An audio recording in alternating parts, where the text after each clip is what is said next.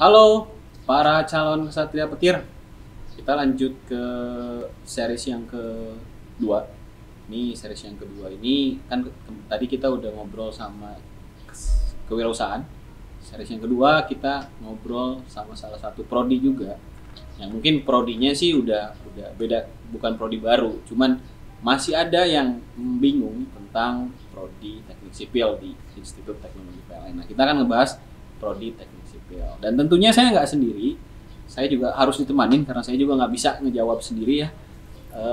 Kita ditemanin langsung sama dua dosen dari prodi teknik sipil. Oke, Pak Abdul dan Pak Suryono. Silakan Pak, boleh perkenalan dulu Pak. Mungkin dari backgroundnya. Nama saya Abdurrahman, saya dosen tetap di prodi S1 Teknik Sipil.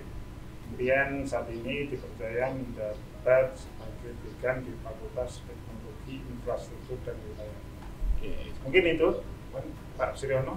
Ya, terima kasih. Selamat siang. Nama saya Suryono Desi Suryo, dosen tetap juga di prodi Teknik Sipil. Saya dosen profesional sebetulnya karena 30 tahun pengalaman saya itu di korporasi, di lapangan. Setelah selesai di korporasi, saya mengajar. Ya, keren di prodi teknik sipil ini. Gitu. Pak Suryono ini sekarang kalau kita lihat ya, udah setelannya udah teknik banget. Itu pakaian proyek Pak? Ya, ini pakaian proyek ini. Pertama jelas helmet ini harus ada kalau kita masuk ke proyek. Kedua rompi proyek ini. Jadi dua ini APD lah ya. Pelindung diri kalau kita masuk ke proyek. Ada lagi yang lain, kacamata, ear, telinga, sama sepatu, safety shoes. Kalau kita di ketinggian, ada juga tuh alat untuk mengikat kita.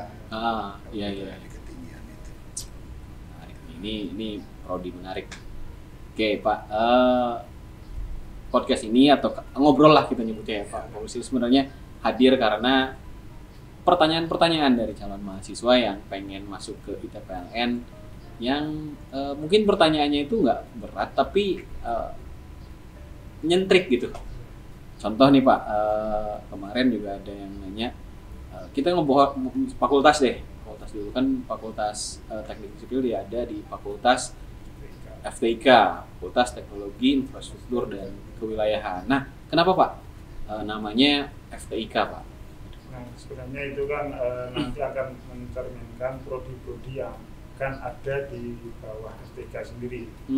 Nanti akan mengembangkan prodi geografi, pembangunan. Oh, kan ada prodi baru berarti Pak? Ya. Kemudian ini masih didikte ya pengusulannya. Kemudian nanti ada prodi teknik lingkungan. Jadi nanti itu beberapa prodi dengan teknik sipil yang sudah eksis ini akan berada di naungan Fakultas Teknologi Infrastruktur dan Wilayah. Kita bicara infrastruktur ya, dan kewilayahan itu nanti akan banyak dibicarakan di prodi geografi tadi, gitu Mas. Ya, nah tuh udah ada bocoran sedikit tuh, ada prodi baru, bakal ada prodi baru geografi sama teknik lingkungan. Nah, tenang aja, tunggu ya buat adik-adik kelas masih kelas 1, kelas 2, nah, bisa deh, nunggu deh. Oke Pak, kita langsung nanya Pak pertanyaan kali ya. Yang pertama mungkin seperti biasa, mungkin Pak sama Pak Abdul tahun kemarin kita udah nanya ya Pak ya. Kita ngulang lagi lah, nggak apa-apa ya Pak. Pertanyaannya sama Pak, perbedaan prodi sipil di kita di PLN sama mungkin di kampus yang lain, kan kampus yang lain juga ada prodi sipil ya Pak ya. Nah, itu perbedaannya itu apa? Kenapa kita juga ada prodi sipil? Memang di kita ya, kalau kita lihat susunan kurikulum kemudian dibandingkan dengan perguruan tinggi lain ya, untuk prodi ini hampir sama, hampir ya, karena ada tapi ada ciri khas khusus ya di prodi S1 Teknik Sipil ada beberapa mata kuliah yang mencirikan energi listrikan, terutama ada mata kuliah sumber daya energi. Ya. Kemudian ada pengantar teknik tenaga listrik gitu ya. Jadi itu yang nggak ada di perguruan tinggi lain ya, untuk prodi sipil. Kemudian dari sisi isi mata kuliahnya itu juga kita agak beda dengan prodi di perguruan tinggi lain, meskipun nama mata kuliahnya yang sama, tapi isinya itu nanti kita bawa sedikit ke arah energi dan listrikan. Mungkin Pak Sudono bisa menambahkan. Ya, kebetulan dulu kan saya ketua tim pembentukan prodi baru itu, geografi kewilayahan. Jadi nanti banyak pembangunan negara Republik Indonesia ini nanti banyak dari daerah. Banyak dari daerah. Ke daerah. Ya, salah satu potensi di daerah itu kan sumber energi. Betul. Ya, tenaga air, angin, apalagi panas bumi, ya, segala macam itu. Karena itulah di teknik sipil ini, walaupun namanya prodinya teknik sipil itu, di dalamnya ada konten tentang pengembangan energi itu. Itu kita masukkan PLTN hidro, kita masukkan di prodi teknik sipil. Inilah yang menjadi pembeda dengan prodi lain di kampus tinggi lain. Itu keren. Jarang mungkin teknik sipil yang ngebahas ke arah energi mungkin ya Pak. Atau mungkin sebenarnya nggak ada sih. Nggak ada. Di sini ya. Yang fokus di energi. Tambahkan sedikit tadi tentang geografi kewilayahan itu. Karena ke depan yang kita lihat itu pengembangan itu kan ada di daerah. Iya, betul. Jadi ini kalau adik-adik mahasiswa ini dari daerah belajar di Institut Teknologi PLN, nanti kita harapkan tuh kembali ke daerah. Dan kalau kita lihat populasi mahasiswa yang di prodi teknik sipil, memang 75% itu dari daerah. Jadi saya kalau ngajar itu memang saya dorong kalau udah lulus kembali ya ke daerah. Ya, benar Pak Mungkin anak-anak muda sekarang pada ke kota gitu ya. Justru sebenarnya peluang di daerah itu besar. Betul ya? Apalagi nanti ibu kota negara kan itu di Kalimantan Timur di daerah. Betul. Pasti pembangunan di daerah kawasan timur akan semakin meningkat. Iya, betul. Nah, cuman Pak, sebelum kita ke situ ke pembangunan, ini masih ada yang miskomunikasi Pak antara sipil. Katanya lulusan teknik sipil tuh bisa jadi PNS nggak kalau dulu, pegawai negeri sipil gitu, atau sekarang mungkin disebutnya ASN ya. Nah itu tuh kayak gimana Pak? Coba. Ya mungkin saya dulu ya. Mungkin kalau jadi ASN ya bisa saja karena di PUPR itu sebagian besar 90% pegawainya dari jurusan teknik sipil ya. Perhubungan, kemudian di Pemda ya, di dinas perairan, dinas tata kota itu mungkin sebagian besar dari teknik sipil. Jadi kalau ingin jadi ASN juga saya kira peluangnya cukup banyak. Ya, memang kalau kita lihat dari sejarahnya, itu kan ASN atau PNS ya, pegawai negeri sipil, aparat sipil nasional, sama ini teknik sipil. Kalau dari sejarahnya memang ada hubungannya itu. Gitu. Ada hubungannya. Teknik sipil dulu kan untuk membedakan dengan militer, maka disebutlah teknik sipil. Tapi kalau kemudian pertanyaannya apa harus jadi pegawai negeri sipil? Tidak harus. Ya, aparat sipil nasional itu salah satu lapangan pekerjaan yang bisa didapatlah oleh alumni teknik sipil. Tapi lapangan pekerjaan itu bukan hanya itu. Ya. Ini saya berpakaian seperti ini gitu. Nah, saya dulu begitu lulus langsung kerja di lapangan, di proyek, pakaiannya seperti ini. Tapi saya bukan di kontraktor, bukan di konsultan, tapi di pemilik, di owner. PT Brentes Row. Jadi kita bisa bekerja di pemilik pembangunan itu, proyek. Kita bisa kerja di kontraktor. Ini biasanya kalau adik-adik mahasiswa kan ngebayanginnya kalau lulus kerja di kontraktor, pakai seperti ini di lapangan, atau di konsultan, atau di pemerintahan. Tadi itu PNS. Atau seperti Pak Abdurrahman, peneliti. Tapi lulusan sipil, ini adik-adik SMA nih yang nonton nih, bisa juga kerja di bank. Sebagai apa? Sebagai estimator. Kontraktor mau mengajukan pendanaan, kan harus dihitung dulu. Betul Pak. Kita mau bangun rumah, kan dihitung dulu tuh. Nah, itu orang sipil itu. Estimator orang sipil. Jadi banyak nih lapangan pekerjaan nih, bukan hanya PNS.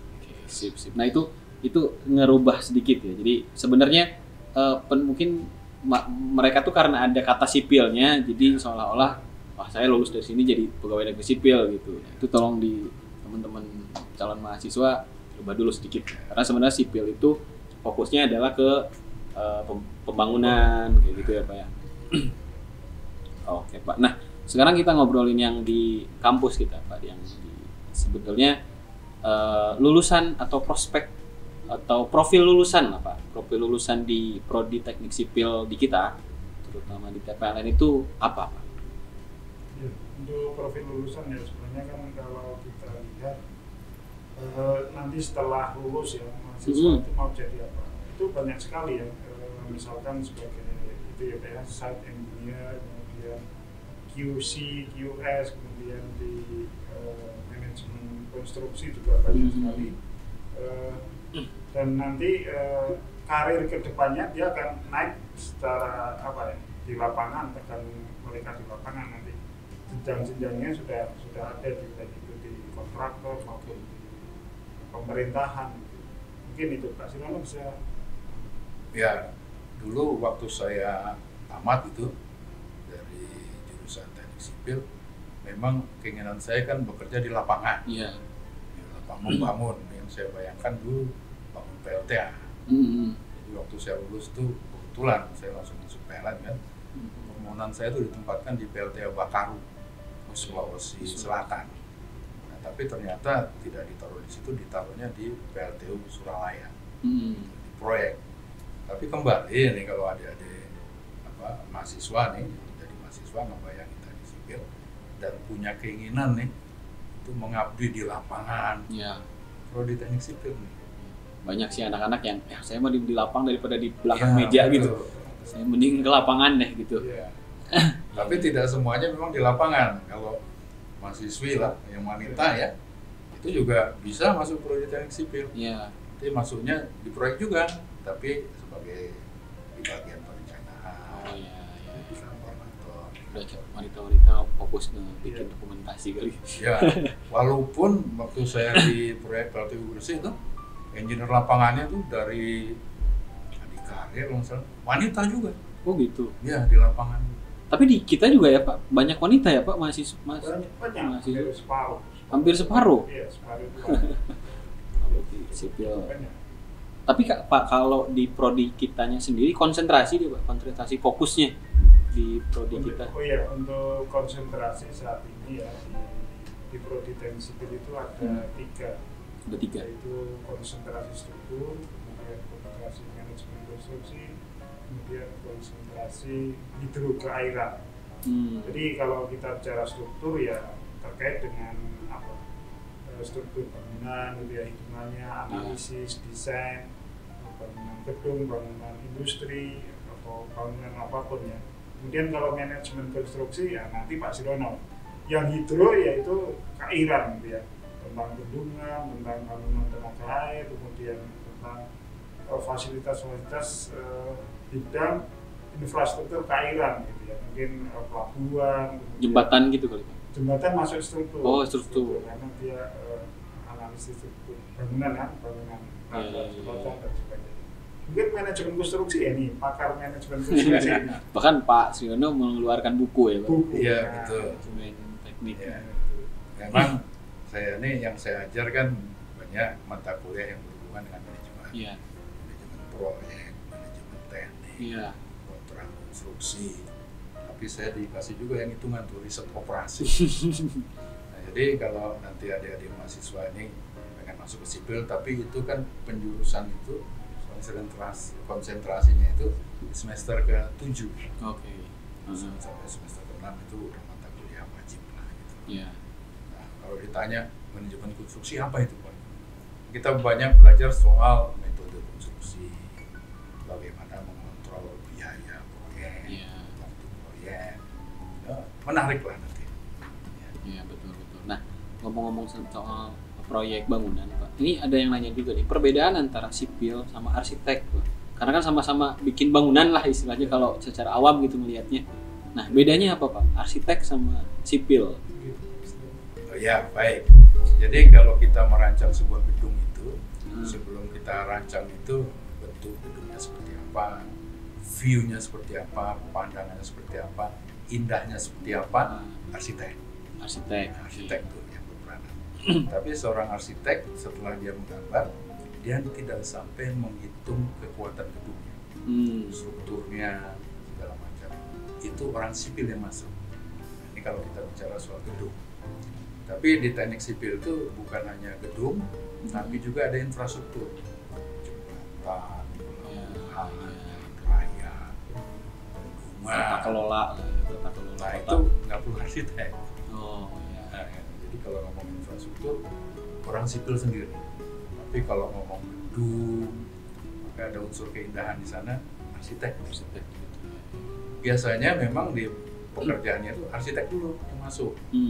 Merancang keindahan segala macam, habis itu dihitunglah strukturnya oleh orang-orang sipil. Jadi memang arsitek sama sipil itu bagusnya berkolaborasi gitu. Untuk gedung ya. Kalau untuk infrastruktur yang lain, baik sipil sendirian. Ini sekarang nih di Mandalika, sirkuit Mandalika sudah jadi kan? Dan Presiden Jokowi ngomong soal beautification. Membuat indah, mempercantik. Itu arsitek. Ya. Tapi yang mengerjakan sipil. Ya, itu juga mungkin supaya teman-teman calon mahasiswa bisa membedakan nih, mau arsitek atau sipil. Nah, terus Pak, kalau di kita nih Pak, pembelajaran apa sih biasanya Pak? Mata kuliah. Mungkin contoh beberapa mata kuliah yang mungkin lebih unik dibanding di kampus yang lain. Di bidang MK. Kalau yang di manajemen konstruksi sebetulnya sama ya, sebutan mata kuliah sama. Tapi di dalamnya itu biasanya pada waktu kita memberikan contoh-contoh itu kita udah menjurus ke arah kekhususan tadi itu. Misalnya baja bukan hanya ngitung gedung tapi ngitung transmisi. Waktu magang juga, magangnya di proyek transmisi. Kalau magang kemana Pak biasanya kalau sipil? Magang macam-macam. Iya. Kalau magang kan ada yang di PLN, mungkin ada yang di kontraktor gitu, karya, BUMN karya itu banyak sekali ya. Kemudian di konsultan juga ada, itu baik itu pembangunan jalan, kemudian gedung gitu.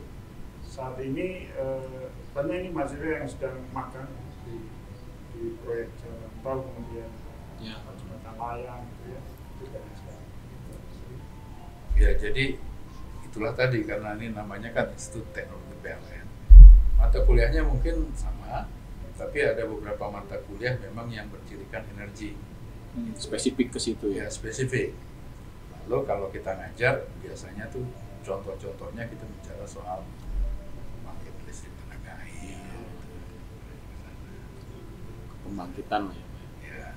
Nah, kalau lab sendiri Pak, kira-kira ada lab apa aja sih biasanya kalau di teknik sipil?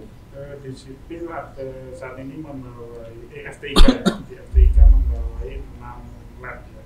Satu lab hidrolika, ini terkait dengan tadi kealiran tadi, mempelajari perilaku aliran air lah gitu ya. Kemudian ada lab beton yang terkait dengan struktur. Tadi bagaimana cara mendesain rancang campur beton itu supaya memenuhi target kuat tekan tertentu ya. Kalau untuk struktur kan kita harus tahu berapa kekuatan beton yang mau diterapkan ya, sehingga kita harus bisa mahasiswa diberi pelajaran atau cara mendesain suatu rancang campur beton.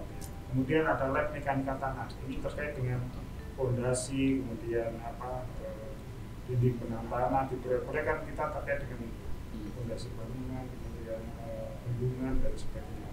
Kemudian ada lab ukur tanah, ini terkait dengan bagaimana kita membuat peta ya, peta topografi, peta situasi dan sebagainya. Karena ini terkait dengan proyek kan kita harus bicara dengan peta gitu. Apalagi kalau proyeknya luas itu mesti ada peta, itu harus ada. Kemudian ada lab komputasi rekayasa, ini yang baru. Rekayasa. Ya, ini tahun ini baru. Apa itu Pak? Nah, ini kita memberi pengajaran terkait dengan beberapa software yang dibutuhkan oleh mahasiswa saat nanti dia turun di pekerjaan ya setelah lulus itu ada software SAP 2000 atau etap ya, ini salah satu, kemudian Q5 atau Praxis itu terkait dengan tadi fondasi, mekanika tanah, kemudian ada software Microsoft Project ini terkait dengan manajemen konstruksi project. Dan AutoCAD, tentu itu AutoCAD kan merupakan dasar dari mahasiswa bisa menggambar. Mungkin itu terkait lab ya. Nah itu juga mungkin saya ambil satu contoh yang rancang beton tadi ya Pak ya, sebenarnya yang saya tangkap berarti anak-anak tuh atau calon mahasiswa tuh kalau ngebayangin sipil tuh harus bisa membedakan antara kalau misalkan bikin rumah betonnya seperti apa, misalkan sama kalau bangunan gedung gitu ya Pak. Mungkin beda berarti campurannya kayak gitu.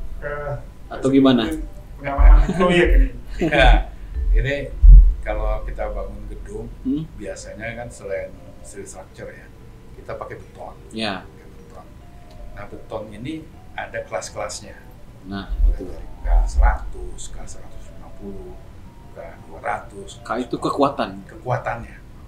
250 itu 250 kg per centimeter persegi. Nah, kalau kita bangun rumah mungkin kekuatannya nggak perlu terlalu tinggi. Ya. Tapi kalau bangun gedung kayak gedung kita ini ya perlu K250, 300. Nah itu tergantung kepada campuran. Nah itu yang dipelajari sama di laboratorium itu. Nanti. Teknologi beton, lab beton akan mempelajari. Itu menarik Pak, karena mungkin teman-teman calon mahasiswa atau anak SMA mungkin ya udah beton mau bikin aja dari semen ngaduk pakai pasir kayak gitu. Ada ilmunya. Ada ilmunya. Nggak sembarangan. Nah ini adik-adik SMA nih mahasiswa yang mau masuk ke sini ya. Campuran beton juga di tempatnya Pak Abdul Rahman nih kita juga tes dengan material-material yang lain. Kerang, apalagi untuk daur ulang lah. Material daur ulang. Pecahan genteng, kita coba campur itu. Terus kita tes. Apa tujuannya? Tujuannya nanti misalnya di daerah sebenarnya kurang, betul. Bisa menggunakan material lokal yang sifatnya. Oh bisa gitu ya Pak? Ya kita di sini penelitiannya banyak ke situ juga. Menarik. Keren. Kalau akreditasinya kita B ya? Akreditasi B. Nah biasanya Pak, nah sekarang ngomongin anak-anak SMA nih, lulusan apa nih Pak? Atau apa yang perlu dipelajarin sama anak-anak SMA supaya mereka bisa masuk sipil? Atau yang disiapin sama mereka, saya mau masuk sipil nih, kira-kira saya harus punya basic apa? Ya, kalau dulu ya SD SMA lah katakan jurusannya IPA tentu sangat baik ya. Tapi kan sekarang ini katanya penjurusan di SMA sudah mau dihilangkan ya. Anak IPS sebenarnya juga bisa, tapi dia harus belajar sendiri terkait dengan matematika gitu, sama fisika. Kemudian kalau anak madrasah aliyah sama aja ya, kan ada penjurusan IPA juga. Kemudian SMK bangunan bisa, SMK mesin saya kira juga bisa ya, kalau dia ada minat ke sipil bisa, karena terkait dengan mekanika dia sudah dipelajari di situ. Dasarnya bahan, mekanika ya. Dan sebagainya, mungkin dia lebih tahu lebih dulu daripada anak-anak SMA. Saya kira bisa juga dari SMA. Ya betul itu. Oke Pak. Berarti teman-teman yang anak-anak SMA tuh dengerin ya. Jadi perlu tuh. Apalagi SMK ya. SMK bangunan. Tapi kalau misalkan ada yang tatap muka gitu mau masuk sipil gitu boleh. Harus effortnya harus tinggi. Dan nyampur roti jadi nyampur semen gitu. Nyampur juga sama campuran. Nyampur juga ya. Oke. Nah pengalaman Pak, kita bicara ngomong pengalaman Pak Sriono nih. Kira-kira prospek kedepannya teknik sipil itu gimana Pak? Jadi begini, teknik sipil ini sebetulnya berhubungan erat dengan pembangunan. Ya. Kalau suatu negara, suatu daerah ekonominya tumbuh, pasti pembangunannya ada. Pasti pembangunannya. Nah, selama kita dipimpin oleh presiden-presiden ini, kan selalu ada tuh pembangunan. Apalagi di era Pak Jokowi ini, khususnya itu pembangunan di bidang infrastruktur, jalan, jembatan, pelabuhan, tol laut, luar biasa. Nah disitulah lulusan teknik sipil itu bisa berkarya, gitu ya, membangun negeri ini, membangun daerah. Betul. Jadi selama negara ini masih ada, pekerjaan sipil, teknik sipil, gedung, infrastruktur pasti masih ada. Gitu. Kan ada wacana kalau kerjaan-kerjaan itu akan hilang dan digantikan kalau oleh robot gitu. Mungkin teknik sipil enggak terlalu termasuk ke situ karena itu. Ya memang teknik sipil ini kan unik. Gedung itu walaupun sama, desainnya sama, masalahnya berbeda. Masalahnya berbeda. Tanahnya segala macam. Apalagi tanahnya beda-beda. Ya. Karena kan ada ilmu ukur tanah itu juga ngaruh ya. Betul. Nah, harus kita melihat kekuatan tanah. Mekanika tanah. Ini zaman sekarang kan zaman disruptif nih. Ada revolusi industri 4.0, ya. Internet of Things. Tapi rasanya teknik sipil nggak terdampak. Gitu. Toh pembangunan terus-terusan, bahkan ibu kota baru itu juga pembangunan besar sekali. Intinya sih prospek untuk teknik sipil ini sangat menjanjikan ya Pak ya. Tuh, teman-teman juga buat yang pengen tahu prospek sipil tuh ternyata memang sangat luas gitu dan besar banget ya Pak ya. Selama pembangunan itu ada. Ya. Dan kayaknya sih nggak mungkin berhenti sih kalau pembangunan. Kalau ada manusia dan hidup mesti bangun. Betul. Jalan, rumah, jembatan itu juga kan supaya ada transportasi gitu ya Pak. Betul. Oke Pak, udah berapa menit? Udah. Kayaknya kita jangan terlalu lama Pak, karena kita mungkin teman-teman calon mahasiswa juga nontonnya kalau kelamaan takutnya ngantuk gitu. Mungkin ini aja Pak, close statement dari Pak Sriono sama Pak Abdul untuk calon mahasiswa. Kenapa harus gabung di sipil PTPLN? Ya, dari kami ya untuk adik-adik SMA nih, SMA, SMK itu ya. Prodi Teknik Sipil Institut Teknologi PLN ini cukup menjanjikan ya, karena kita berada di naungan YPK PLN, kemudian fokus kita yaitu bidang energi listrikan, di samping bidang-bidang yang lain ya tetap kita berikan dalam perkuliahan. Cukup menarik dan cukup menjanjikan untuk karir ke depan. Ya, ini pesan untuk adik-adik SMA yang mau meneruskan ke perguruan tinggi, coba pikirkan tentang prodi teknik sipil. Karena di prodi teknik sipil ini banyak hal-hal yang menarik yang bisa kita pelajari, dan di sini kita bisa setelah lulus ya, kita bisa berkarya di berbagai bidang yang menjanjikan lah bagi kita semua. Jadi ayo ya, masuk ke prodi teknik sipil di TPLN. Terima kasih. Pak sebelum ini saya penasaran Pak, itu kan ada helm warna merah dan ada warna-warna yang lain. Itu ada yang membedakannya Pak? Biasanya memang dibedakan. Ya, jadi di lapangan itu ada petugas lapangannya, ada tamu biasanya pakai putih. Oh, pakai putih itu tamu. Tamu biasanya, ya guest. Ya. Terus di lapangan pun juga bisa beda-beda. Kebetulan saya pakai merah. Yang merah itu biasanya pemeriksa atau orang yang firefighting gitu ya, pakai merah. Gitu. Ada yang kuning. Iya, kuning. Jadi emang ada beda-beda. Emang ada fungsinya ternyata ya warna fungsinya. Oke. Rompi juga begitu, rompi juga beda-beda. Oh, rompi juga beda-beda. Ini ada yang ini mah saya bilang setengah gitu ya. Tadi ada nyala-nyala Pak, itu tadi gimana? Iya betul. Ini kalau malam hari gitu kita bisa nyalakan kelihatan nih. Gitu. Jadi kita misalnya di pemilik gitu ya, kita mau datang malam hari ngontrol, pakai ini. Oh iya. Yang dikenal lah.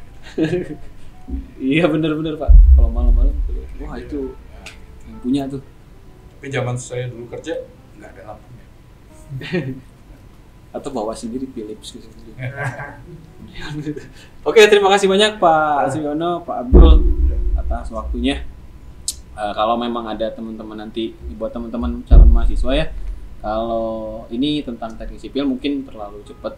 Jadi mungkin kalau memang ada yang ingin ditanyakan silahkan isi di kolom komentar.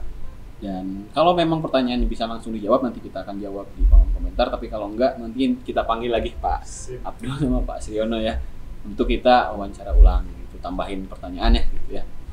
Oke, itu aja. Dan satu lagi buat untuk yang gelombang 2022 ini, saat video ini diupload, masih ada gelombang yang dibuka, yaitu gelombang seleksi rapot tanpa ujian. Jadi nggak perlu ujian lagi, silahkan upload aja langsung rapot. Langsung aja dicek di info.pmb.itpln.ac.id atau di Instagram gabung ITPLN. Dan juga ada beberapa beasiswa untuk teman-teman yang punya prestasi, dan di link beasiswa nanti akan disertakan di deskripsi. Oke, itu aja. Terima kasih banyak Pak Sriono, Pak Abdul. Sampai jumpa lagi semuanya. Salam Satria Petir.